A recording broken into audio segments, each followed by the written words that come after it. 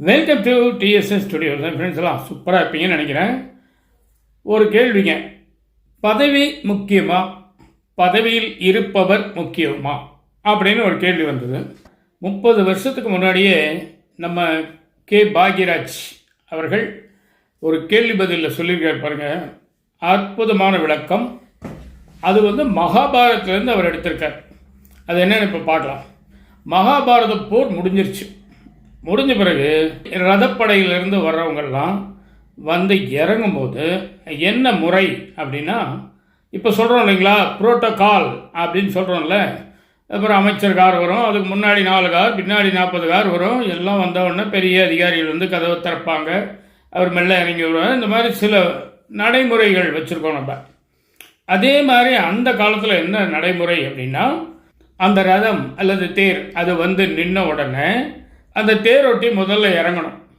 இப்போ எப்படி car driver இறங்கி கதவை திறக்கிறாரோ அதே மாதிரி தான் அவர் இந்த தேரில் இருக்க வீரன் இருக்கார் இல்லையா, யாரோ ஒருத்தர் அவரை கை கொடுத்து மெல்ல இறக்கணும்.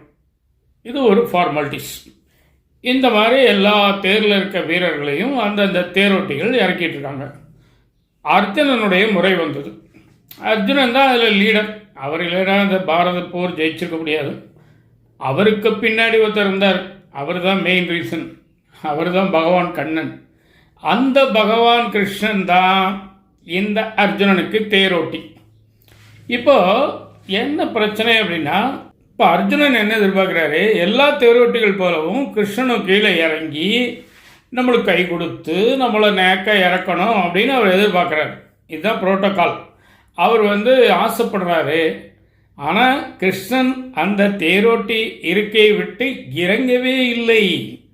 என்ன இது, கிருஷ்ணன் கடவுளுங்கிறதுனால இறங்கலையா, இல்லை என்ன காரணம் அப்படின்னு அர்ஜுனனும் யோசிச்சுட்டே இருக்கான். இறங்காமல் நம்ம எப்படி தனியாக இறங்குறது, நமக்கு ஒரு அடியாள் வேணும்ல அப்படின்னு நினைக்கிறான். அப்போ கிருஷ்ணன் என்ன சொல்கிறாரு, அர்ஜுனா தேரை விட்டு இறங்கு அப்படிங்கிறாரு. இவருக்கு பிடிக்கல அர்ஜுனனுக்கு. என்ன இவர் மரியாதை இல்லாமல் தேரை விட்டு இறங்க, தேரோட்டி தானே, யாராக இருந்தால் என்ன, நீ இன்னைக்கு போட்டிருக்க வேஷம் தேரோட்டி, அதுக்கு நீ நியாயமாக நடந்துக்கணுமா வேண்டாமா, அதான் இவருடைய கேள்வி. அர்ஜுனன் அப்படி நினைக்கிறார். ஆனால் கிருஷ்ணன் தீர்க்கமா, அர்ஜுனம் தேரை விட்டு கீழே இறங்கு அப்படிங்கிறார் மறுபடியும். இவருக்கு ஒன்றும் வழி இல்லை வேற. அர்ஜுனுக்கு வேண்டாம் வெறுப்பா மூஞ்சியை சுழிச்சிட்டு செபம் அப்படிங்கிற மாதிரி இறங்கிட்டார். அவர் இறங்கி 2 எட்டு வச்சோடனே கிருஷ்ணர் என்ன பண்ணுறது தெரியுங்களா, தேரை விட்டு இறங்க போகிறாரு. ஆனால் படியில் இறங்கலை, அப்படியே குதிக்கிறார் கீழே. அப்படி அந்த கிருஷ்ணன் தேரை விட்டு குதிக்கிறதுக்காக எம்பி இந்த பக்கம் வந்த பிறகு அவர் கீழே தரையை தொடுறதுக்கு முன்னாடியே அந்த தேர் திகு திகு திகு என தீப்பிடித்து எரிகிறது. என்ன ஆச்சரியம், யாரும் எதிரிகள் பக்கத்தில் இல்லை, ஆனால் இப்படி தீப்பிடித்து எரிகிறது. எல்லாருக்கும் ஆச்சரியம். அர்ஜுனனுக்கு ஷாக்கு. என்ன இது, இப்படி ஒரு நிலைமை, இந்த தேர் எப்படி தீப்பிடிச்சதுன்னு எல்லாம் ஆராய்ச்சி பண்ணிட்டு இருக்காங்க. அப்போ எல்லாரும் கிருஷ்ணனை தான் பார்க்குறாங்க. சொல்லியா, நீ தான் ஏன் எல்லாம் சொல்லு அப்படிங்கிற மாதிரி.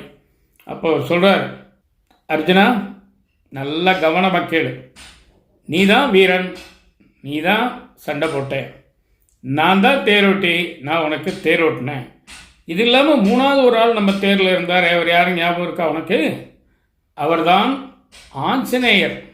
உன்னுடைய தேரின் மேலே அந்த கொடியிலே ஆஞ்சநேயர் இருந்தார்.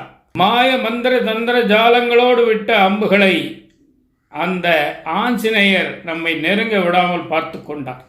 ஏனென்றால் ஆஞ்சநேயர் இருக்கும் இடத்திலே மந்திர தந்திர ஜாலங்கள், இந்த சித்து வேலைகள் எதுவும் எடுபடாது. அதனால் நம்மை யாராலும் ஒன்றும் செய்ய முடியவில்லை. ஆனால் இப்பொழுது எல்லாம் முடிந்தும் அவர்கள் விட்ட அந்த தீய சக்திகள் இப்பொழுதும் நமது தேரை சுற்றித்தான் வந்து கொண்டிருக்கின்றன. அதனால் எப்பொழுது தேர் நின்றதோ, போர் முடிந்ததோ, ஆஞ்சநேயர் அங்கிருந்து சென்று விட்டார். அடுத்து நீயும் இறங்கிவிட்டாய். நான் தேரில் இருப்பதால் அந்த தீய சக்திகள் சற்று பொறுமை காத்தன. இதே நான் முன்பு இறங்கி இருந்து உன்னை பின்பு இறக்கலாம் என்று எண்ணியிருந்தால் இந்நேரம் தீயில் நீ மாண்டு போயிருப்பாய் அப்படின்னு சொல்லி முடித்தாராம். அப்புறம் தான் அர்ஜுனனுக்கும் மற்றவங்களுக்கும் ஒரு தெளிவு கிடச்சிது. ஓ, இதில் இவ்வளவு இருக்கா, புரோட்டோகால்னு நம்ம நினைக்கிறோம், ஆனால் இவ்வளோ விஷயம் இருக்குது இதில். அப்போது பதவி பெருசா பதவியில் இருக்கிறவர் பெருசா அப்படிங்கிற ஆரம்பத்தில் கேட்ட கேள்விக்கு இந்நேரம் உங்களுக்கு விட தெரிஞ்சிருக்கும் தானே.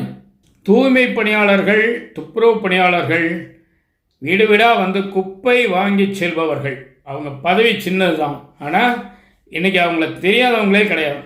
அதுவும் கொரோனாவுக்கு பிறகு அவங்கள மக்கள் தெய்வமாக வணங்க ஆரம்பிச்சிட்டாங்க. ஏன்னா அந்த அளவுக்கு தியாக உள்ளத்தோடு அவங்க பணி செய்கிறாங்க.